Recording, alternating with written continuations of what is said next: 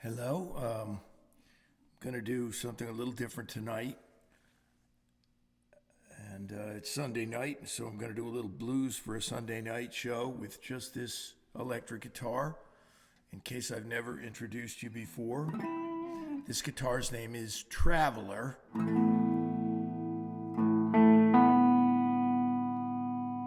Because she came from California.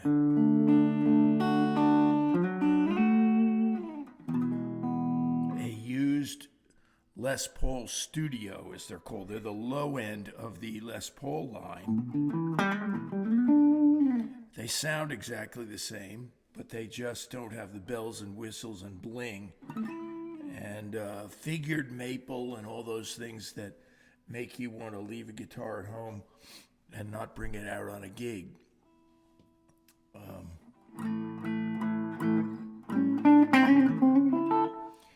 So naturally I have a nose itch right off the bat.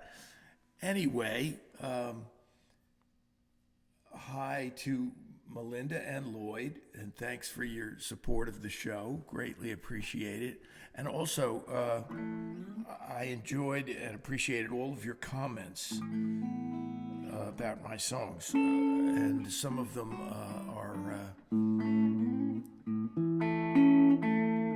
going to be incorporated into those songs, just like Bob Zaleski had me going there with a big change in a song that he suggested.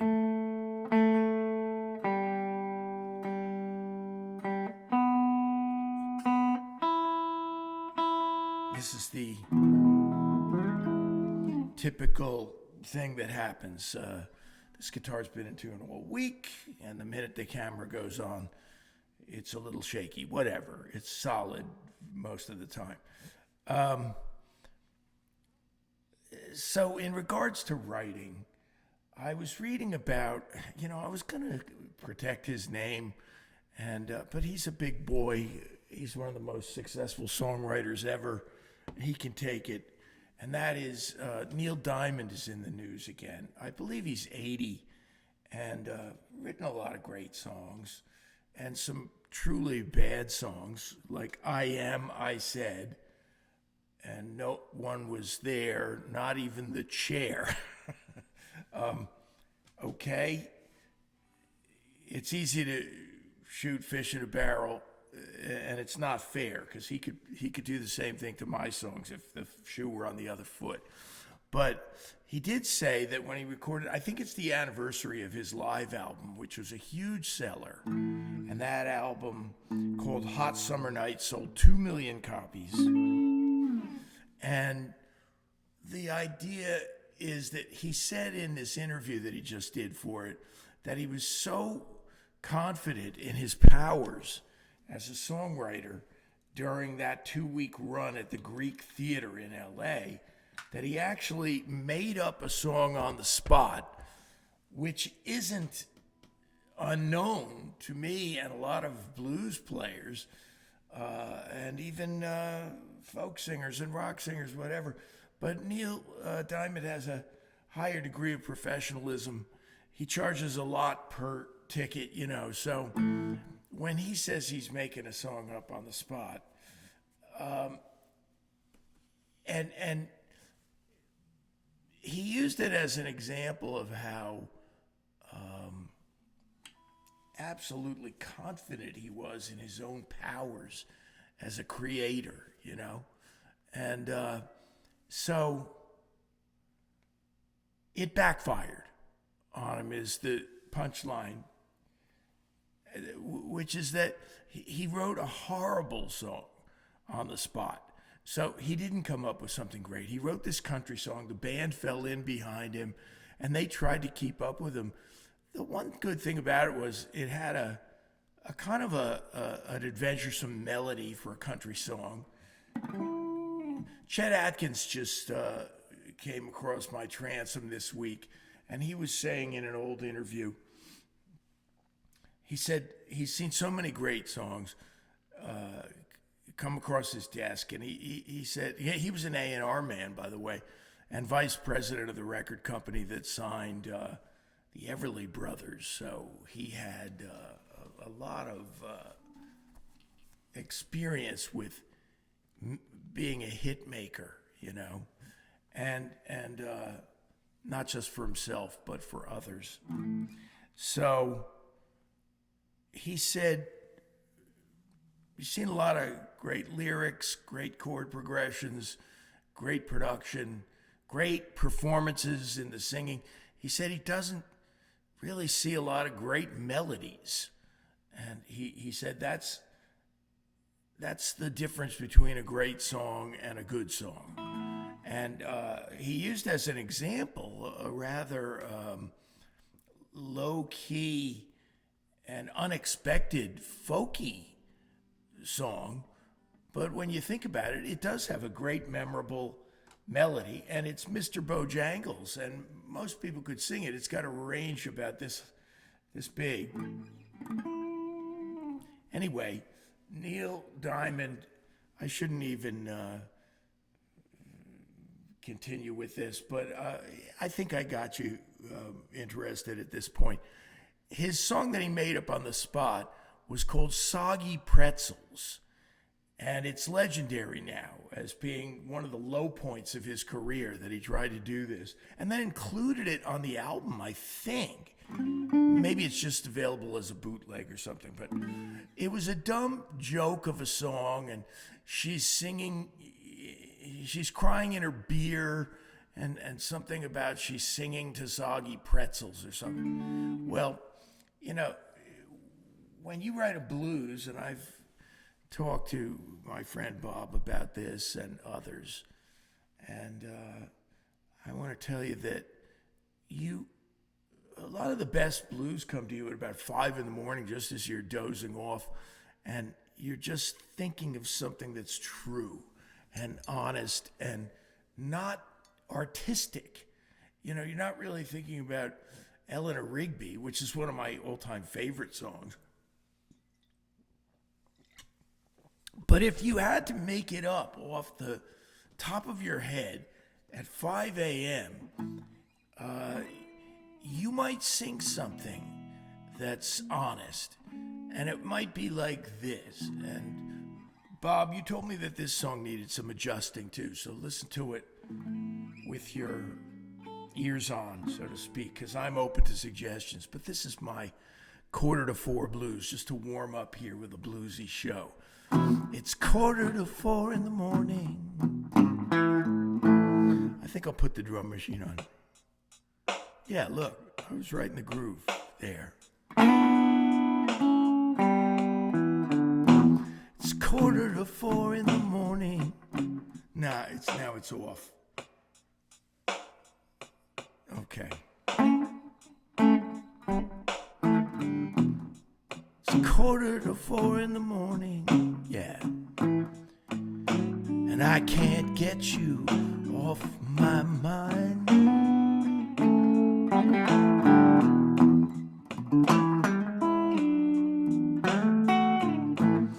It's 3:45 a.m. Yeah. I can't get you off my mind. I've been waiting and watching. You're the one I always hoped I'd find. Yeah.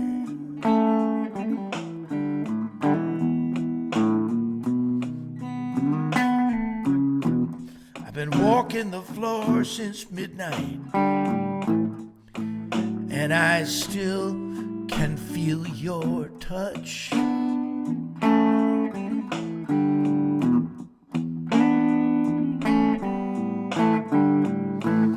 been walking the floor since midnight, and I still can feel your touch.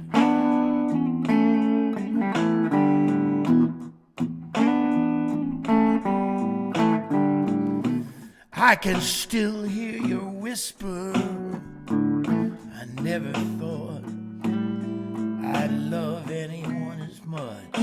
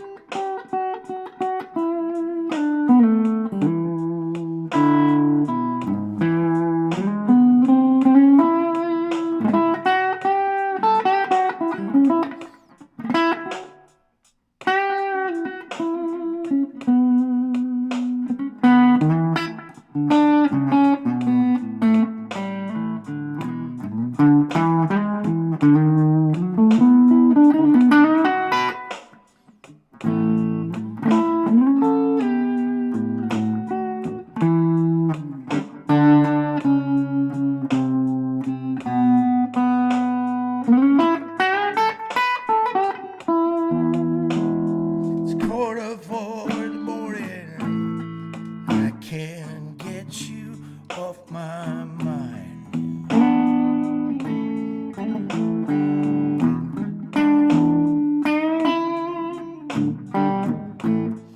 It's 4:45 in the morning.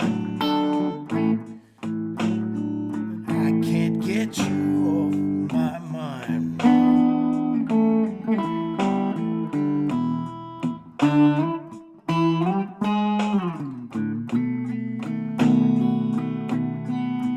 A new day is dawning. You're the one I always hoped I'd find. I'll play us out, yeah, baby, yeah.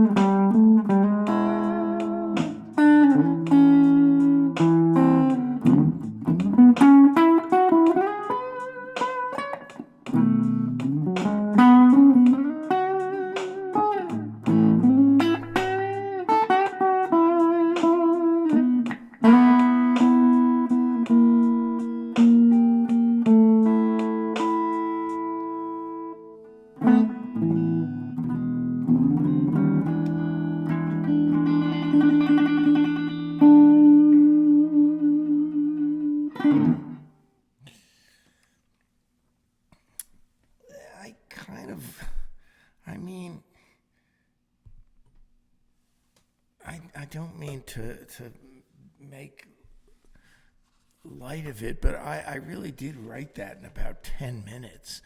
And I don't think of it as a classic blues or anything like that. And you know what? Trying to write classics is like just about the perfect recipe for writer's block, you know.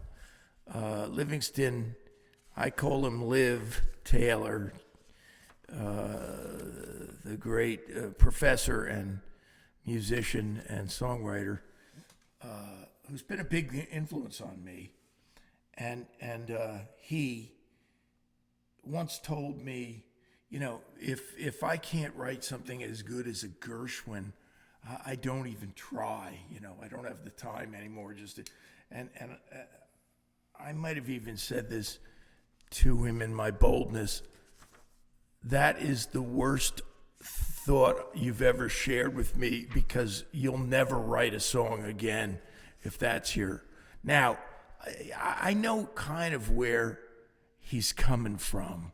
You know, I mean, in a sense, I know where he's coming from, because when I think about the blues that I'm going to write for days before I even start to write it. Sometimes I'm just sitting there for hours obsessively thinking, what is the essence that you can boil a song down to, you can boil a blues down to.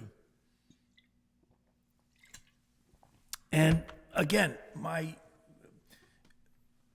method now to stave off writer's block is just that I really don't care if I write some songs that sound like some of my other songs. The blues is just one big song to me, and I'm breaking off little chunks of it as time goes by. So this is a song I wrote this week. Last night was a rainy Saturday night, and I didn't write this song last week for that purpose. I did write this this week it took me some days to really jockey it around and get it right. And I'll debut it for you now. So thank you.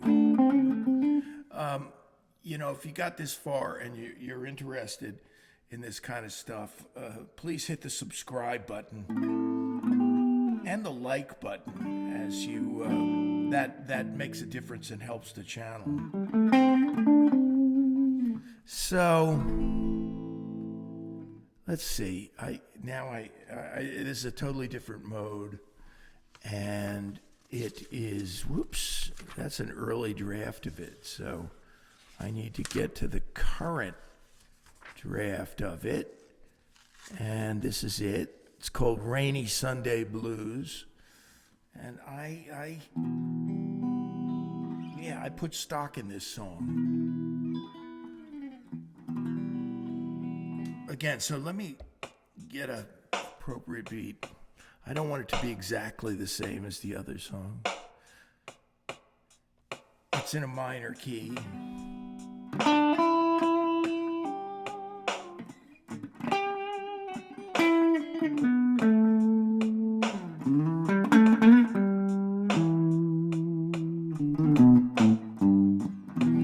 It's a rainy Sunday evening,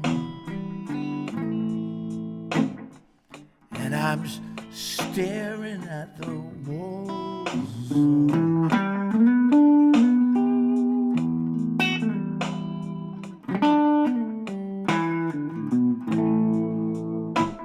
It's a rainy Sunday evening, and I'm staring at the wall.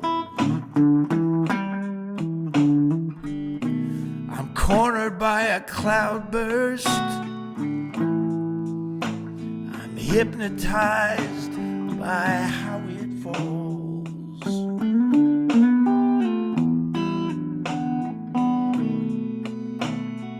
Every raindrop has a message, and they all know my name.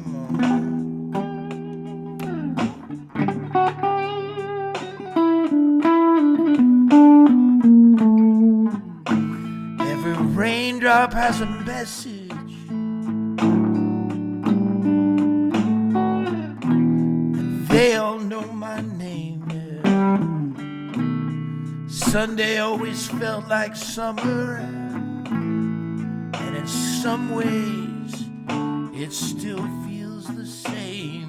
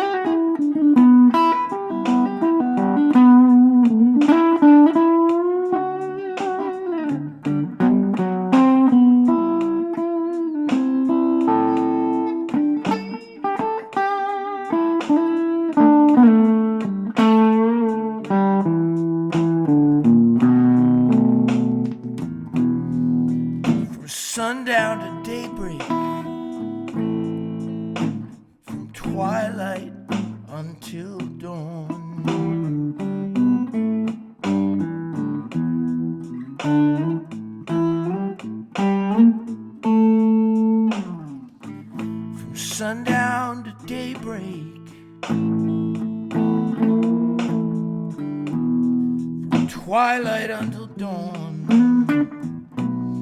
On a rainy Sunday evening, you just hold out until the rain is gone, yeah.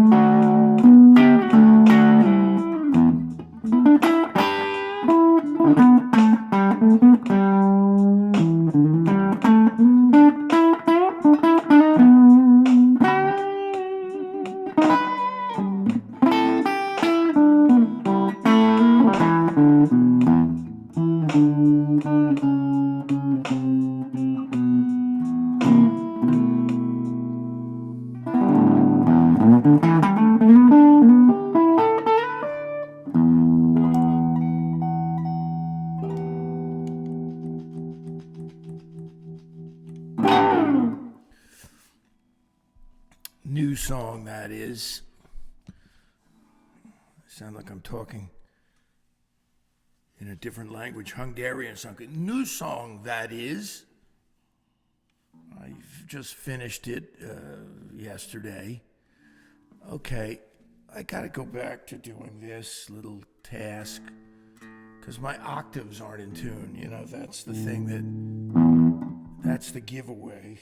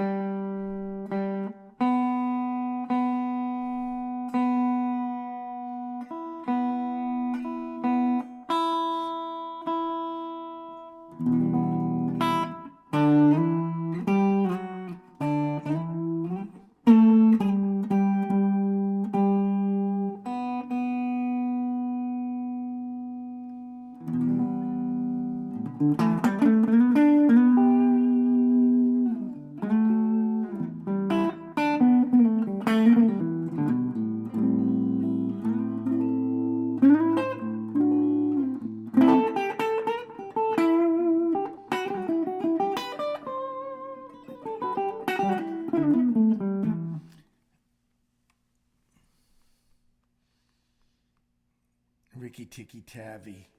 Who wrote that? Rudyard Kipling, maybe? Donovan has the song about it. It's supposed to be a metaphor for fighting off the things that attack you, you know. And they use a snake. He uses a snake in the metaphor, a cobra, I guess, because a mongoose used to battle cobras in the marketplace. Was it Melinda that I said I would tell you the strange compilation of attacks, literal attacks that I've had from poisonous snakes in my life, copperheads. And some of them weren't attacks. Some of them were just encounters.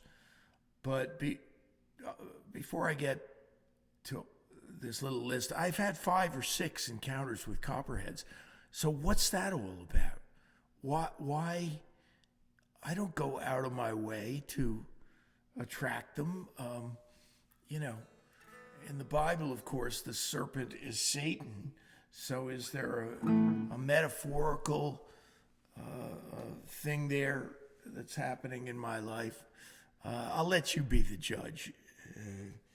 Is Satan trying to cut me down?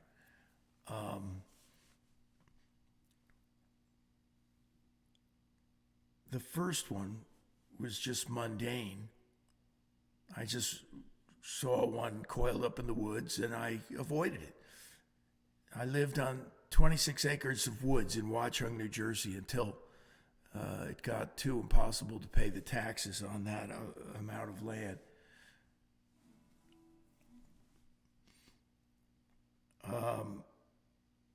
We had an open house on that house on the hill behind Best Lake. Do you remember it at all? Annie Watchung, Warren Township, Gillette, Sterling people. We lived in a big white house on the top of the hill behind Best Lake, which is now all really expensive McMansions there, I guess you could say.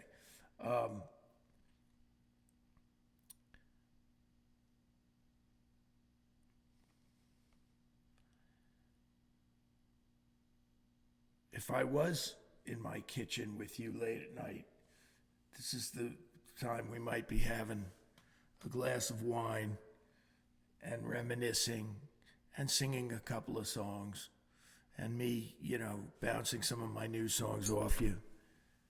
And usually I wouldn't hesitate the way I am. I just keep talking. I'm just trying to choose my words carefully in this presentation. One time we found a baby copperhead in our basement. It was only about this big. It was so strange. And it was jumping off the floor trying to bite us. And really super aggressive. You could see venom there. And, we found out later they're extremely dangerous when they're small. The venom is undiluted. And so I don't remember how that story ended. So there's a terrible way of telling a story. We disposed of it, let's say that. One time, a friend of ours, Tom Eddy, like I said, we had an open house. A lot of young people came over for a Bible study and just to hang. Tom Eddy had a motorcycle. My dad rode a motorcycle. I'm sure they rode together on occasion. And he came in with a kind of shocked look on his face. And he said there was a huge copperhead down by the pond in the driveway. And I went right off the grass to avoid it. And he said this thing was big. Well, people always exaggerate the size of it. But I went down to investigate. And this copperhead had crawled under a bush, so it didn't disappear on us. Usually if you have an encounter with one, then they're gone, and you'll never see them again. But for some reason, this one stayed, and it was dangerous. And there was children down there by the pond. There were fishermen. I hate to destroy God's creatures, but we had to call the cops, and the cop came up. This thing was within 10 or 20 feet of people who were fishing at the pond, and it was one of the biggest copperheads I've ever seen. It was like a Louisville Slugger baseball bat, okay? So Tom wasn't exaggerating, and that's why he went flying off the driveway. This cop comes and he's got like a .38 pistol, and he says we use dum-dum bullets, which are slugs, to deal with varmints, And he says, I hate to do this, but I'm gonna have to shoot it because, and then I have 9 forms I have to fill out if I discharge my firearm. But I can't see any other way. I'm not going in under the bush to flush it out, whatever. And this thing was up like this. He wasn't on the ground hiding. His head was up in the air, and he was staring at us. You have to say at this point, malevolently? Not really. They don't have emotions like that. But probably just scared, and he's staring at us. But here's where... I know something about shooting, and I've done target shooting. Some of you have. I have not ever hunted. My father and my brother did plenty of hunting for the family, but I was just never into it. and I didn't have any moral objections about it. I just didn't enjoy it. But I did my share of target shooting, and I thought to myself, this guy is dreaming, this cop, if he thinks he's going to shoot a copperhead with a dum-dum bullet and hit, even if he's 10 feet away, that's like hitting a target the size of a quarter. Because if you hit the body of the snake, it's just going to slither away in agony. So this is a problem here, And so 10 feet is probably an exaggeration. He was probably 15 feet. Let's say he was 15 feet away. And the snake is looking at us all. Whoever's there with me, maybe there was even a kid or two, we were being very careful to hold them back. And they put their fingers in their ears. And this cop takes aim with this .38 and pulls the trigger, and he just blows the head clean off with one shot. Like a bullseye like you've never seen. He picks up this big body, it's the size of a bat, and throws it in the pond for the, snapping turtles to get, etc. And the cycle of life goes on, the circle of life. But this was a marksmanship thing. Now, I've gone on with that story. I'm not going to get to all 5 tonight. Maybe I'll fill one in next week. Because one time a copperhead got in our house and the cops had to come and snare it. And that story will take too long tonight. I'm going to cut to the chase and tell you that, I said before, I hope it piqued your interest.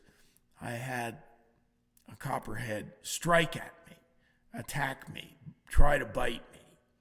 And this was out on our tennis court. Please don't get the wrong idea. We were middle class solidly, even lower middle class at times in our family's life. And we had a tennis court, but it was an old beat up tennis court, macadam. It wasn't kept up well. We did play a lot of tennis and we enjoyed it, but it wasn't, we didn't live on some kind of rich man's estate, But my dad, we were on our way to go down the shore. It was a super humid New Jersey day, so it was probably the 1st of August because we used to go down to Long Beach Island for that whole month. And, oh, geez, there's another thing. You couldn't rent a house now on Long Beach Island for a month unless you won the lottery. But in those days, it was possible. And he said, would you take down the tennis net? We're not going to leave it up while we're gone. So I went down the stone stairs and I undid the tennis net. I rolled it all up. It wasn't heavy. And I turned to walk back up the stairs, and there was a medium-sized copperhead. I'm not going to exaggerate it into a monster. That then, me having stepped right over it, which was maybe the most dangerous moment of my life to date, I stepped over it, I turned and walked right back into him, and he struck at me. And they don't do that. They're very peace-loving, for the most part, and timid, and they usually slither away. And so I held nothing against him. He was cornered, and I threatened him. But I, on tippy-toe, backed up. When my voice went up 3 octaves, he struck at me. And I, of course, went and got my father. This thing, when I say he struck at me, I'm telling you, I saw the fangs. I saw the venom come out. I felt wind almost. It went like that. Could it have really bitten me if it wanted to? I think so. I think it could have bitten me. And it was probably a last resort, just trying to warn me to back off. Well, the rest of the story is unfortunate, I'm sad to say. There's nothing else to do. Once we flushed it out, my father brought a 22 out, which is all he had at his disposal at that time. And that's not the gun you want to use against a snake, believe me. He had to shoot it, I think, 5, 6, 7 times because he didn't hit the head. So it was writhing around. It finally expired. It was just awful. And we threw it in the pond again. You know, we didn't just leave it out there. But, you know, such is life. You know, if a copperhead strikes at you and you survive it, you don't really just say, okay, go your merry way, Mr. Copperhead. It's all going to be fine with us that you're hanging around striking at people. Okay, this is a blues that I wrote this. Just finished it yesterday, last night even, in the deep, dark, wee hours of this morning. And this really says something for me, and it's different than any blues I've ever written, and yet exactly the same. And this really, you know, is what the blues is about. When you are down and troubled, and it seems like you're just, all of a sudden you can be on top of the world, and then things go topsy-turvy and you're down. And I'm going to finish this show with this. Thank you for your contributions. And I want to say hi to Marty and thank her for her staunch support of the show at this point.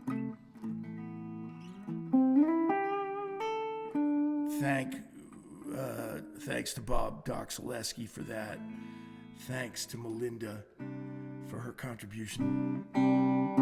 Okay, that's out of tune. I'm not going to do this song unless I could do it in tune for you.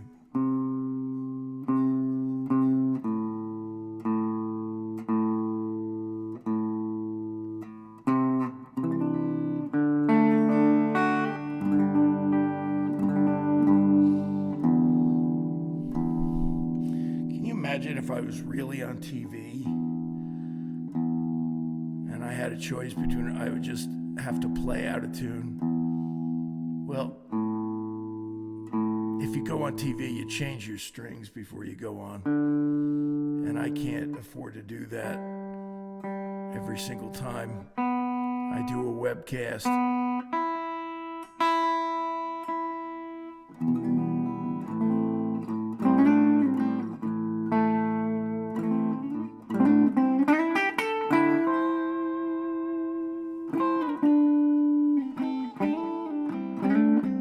So this is called Down in the Valley. Let me see, where am I at with it?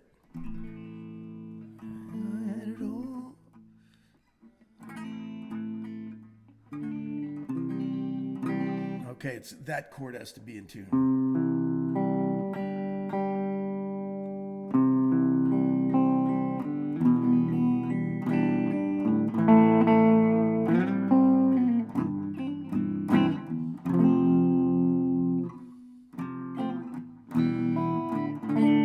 Okay.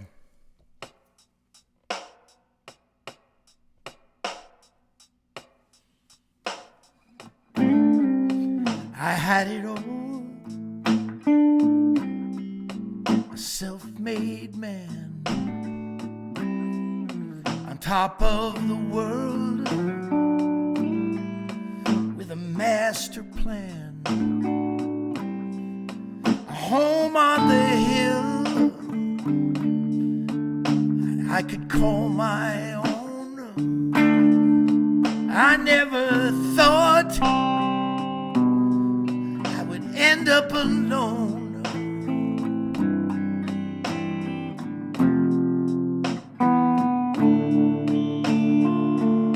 Down in the valley,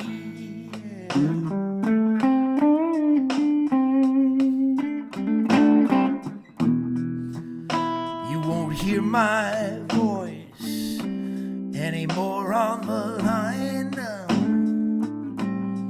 and you won't see me looking down from cloud nine.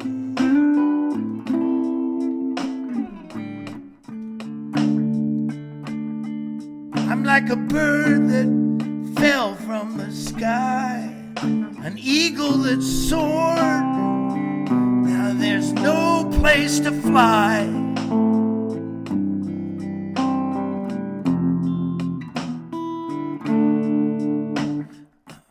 I'm down in the valley, yeah.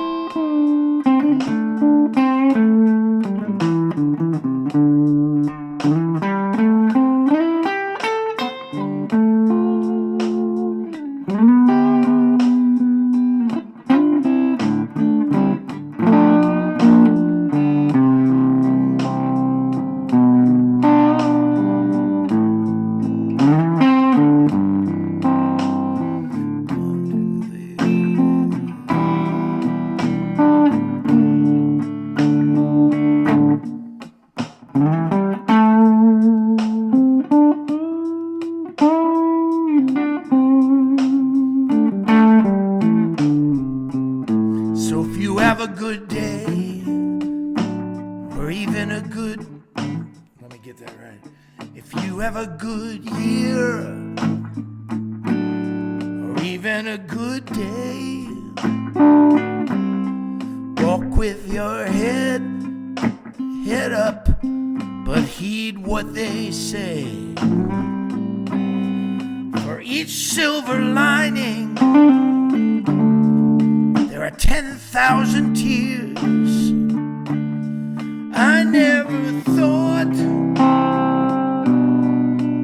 in a million years I'd be down in the valley.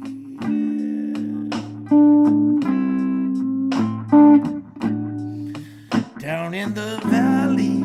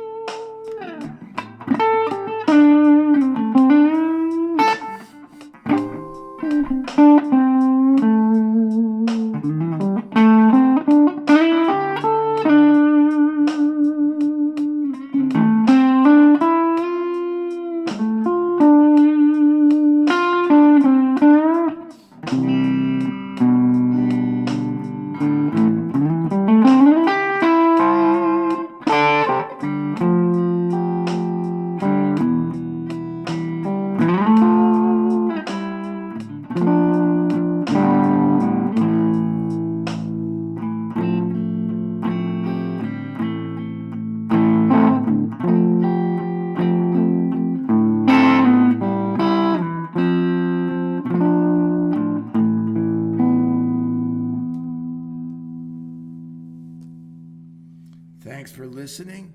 Hit the like and subscribe buttons if you were so inclined, and I'll see you next time.